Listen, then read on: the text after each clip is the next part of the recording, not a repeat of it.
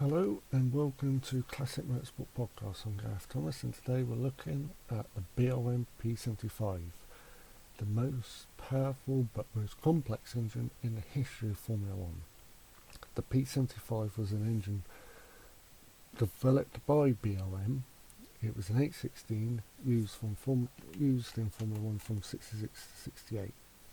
What happened was in 1965, Federación Internacional de Automobile (FIA) at Masters Formula 1 Racing agreed to raise the engines from 1.5 to 3 litres from 66. Up to that point, BRM was chosen at the top with Team Lotus, Cooper Car Company and Scuderia Ferrari. BRM basically decided with their development to hedge their bets on developing their existing 16-valve 1.5 litre V8 into a 32-valve 3 litre H16.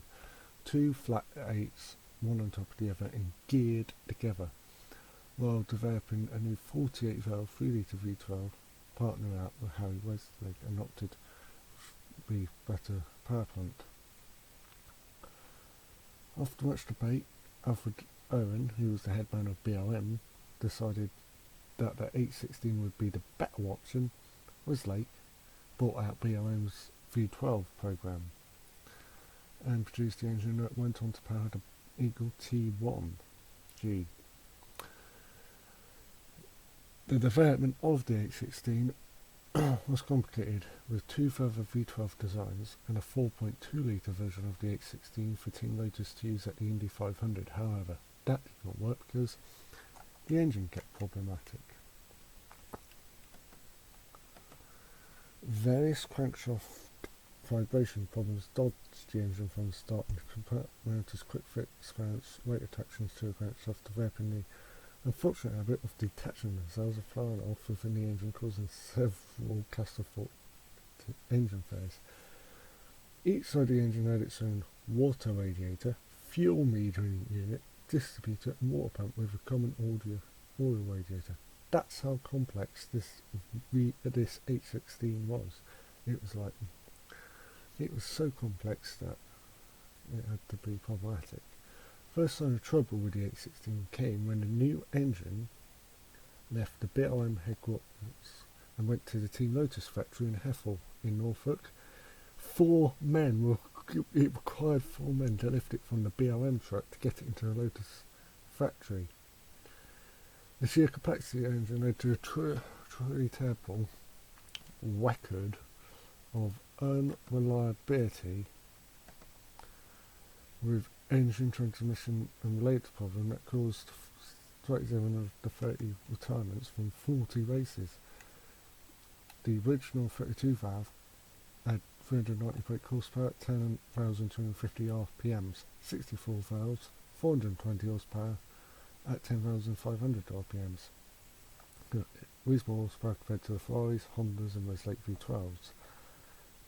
But then because of V8 happened in 67 and it was heavy at the start when the engine came out, 555 pounds, 252 kilos, down to 398 pounds, 181 kilos. The Lotus 43 was one of the machines there to make do with their H16 as the Cosworth DFE was being developed. Supposed to have run at Monaco in 66 with Peter Arundel but was unavailable. Made its outing in Belgium but ended during practice when the engine blew. So they made their next appearance in the Italian Grand Prix with Jim Clark.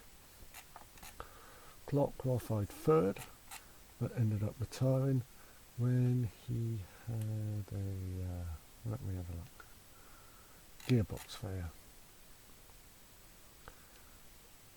But it wasn't the first of these issues. In the French Grand Prix, Peter Arundel also had a gearbox problem, and this was a couple races before, so that was their weakest there in the Lotus. But in America, Clark qualified second and won the race. 108 laps in over 2 hours and almost 10 minutes. And they had to use BRM spare engine as the main one that they had problems.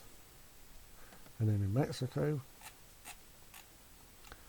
Clark ended up qualifying second, but ended up having more gearbox problems. There are two 43s ready at the start of 67 in South Africa, for Jim Clark and Graham Hill. Clark qualified 3rd, Hill 15th, and both would retire. Hill crashed while Clark had an engine failure. Whereas the BRM team, the Lotus 43 was replaced by a 49 from the Dutch Grand Prix onwards, although they used older Lotus 33s with BRM and Climax engines in Monaco, but it was from Zandvoort onwards that the 49 was used with a Ford engine.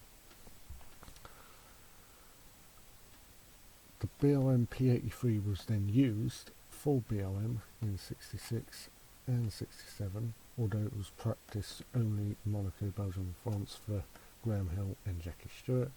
At Monza, both Stewart and Hill retired. Hill had an engine failure, Stewart had a fuel leak in America. It was a differential failure for Hill and an engine failure for Stewart, and in Mexico it was an engine failure for Hill and an oil leak for Stewart. After that, Hill left to go to Lotus. Hill was replaced by Mike Spence, and in South Africa, oil leak for Spence and an engine failure for Stewart. In Monaco, Stewart used an older P261 BRM and led until he basically had differential failure. Spence finished 6th, 4 laps down, in a race where Lorenzo Bandini was burnt to death. And then at Zandvoort,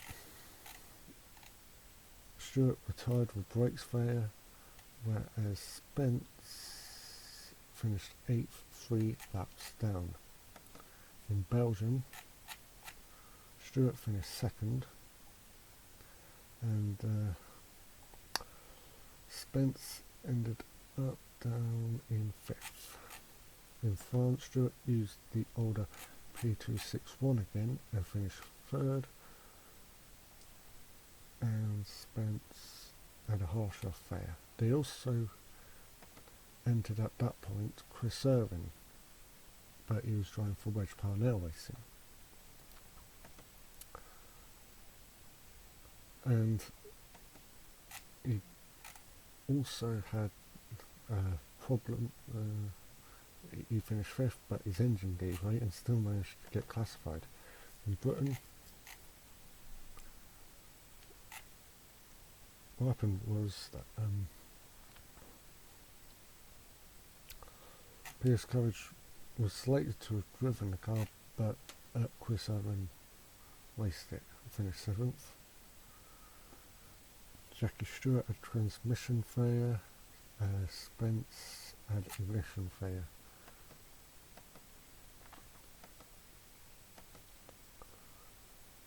And it was from Germany onwards, Stewart would get the P115 instead of the P83, which was a lighter version of the car with the H16, and Stewart had differential failure, as did Spence, but Owen finished 9th, a few laps down. In Canada, it was effectively Spence in 5th, Stewart had a throttle problem, and Owen spun off. At Monza, it was Spence in 5th, Stewart's engine blew, Owen's injection failed. The USA of 67, it was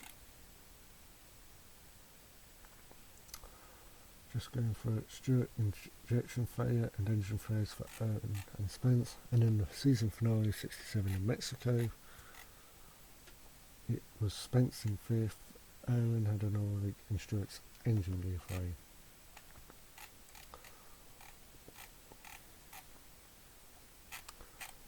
And basically,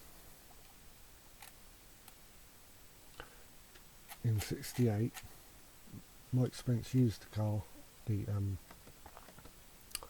P115 in South Africa, and retired with yet another fuel system failure, but it was sadly Spencer's last ever Grand Prix, as he would die 4 months later at Indianapolis in practice for the 500. Obviously,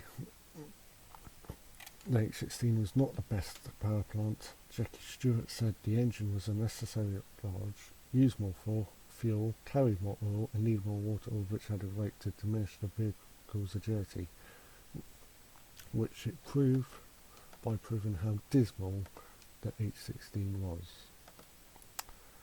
Obviously,